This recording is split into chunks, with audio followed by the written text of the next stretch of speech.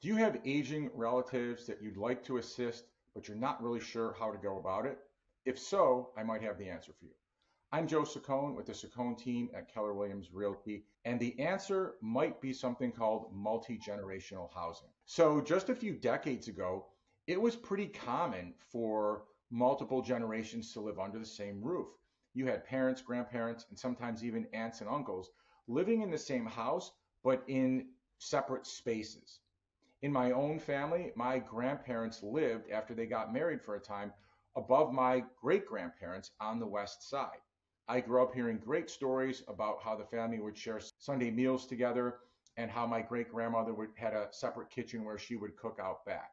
But as time passed, single family homes gained popularity and the tradition of generations living under the same roof faded away. Today, it's regaining popularity mainly for two reasons. Financial, number one, where families can share expenses, and number two, caregiving, where younger children can give parents or grandparents the care that they need, they're close by. Those are generally the two main reasons why people choose multi-generational housing today. Now, there's a number of different styles. It's almost an unlimited number of styles of multi-generational housing, but I'm going to cover the three that are most popular here in Western New York.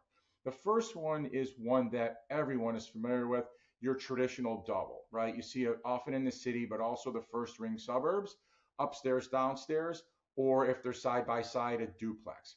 That's an option for people who may be looking to start multi-generational like my grandparents and great-grandparents did back many, many years ago. The second style is something where you may convert a basement or an attic into living space. If you're going to do that, it's a little bit more challenging because both of those spaces are going to need separate egress, meaning you'll need two ways in and two ways out of either the attic or basement if it's going to be legal living space.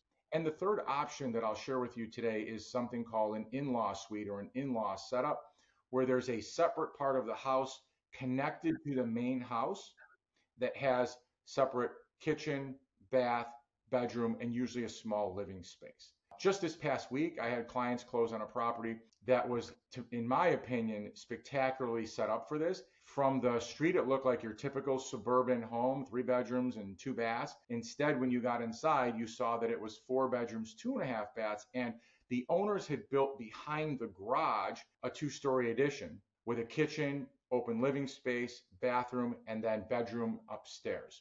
Again, an outstanding option for my clients. So those are 3 ways that you can take advantage of multi-generational housing in Western New York. So if you have aging parents or grandparents, or if you are the aging parent or grandparent and you want to explore multi-generational living, please give me a call. I would love to help.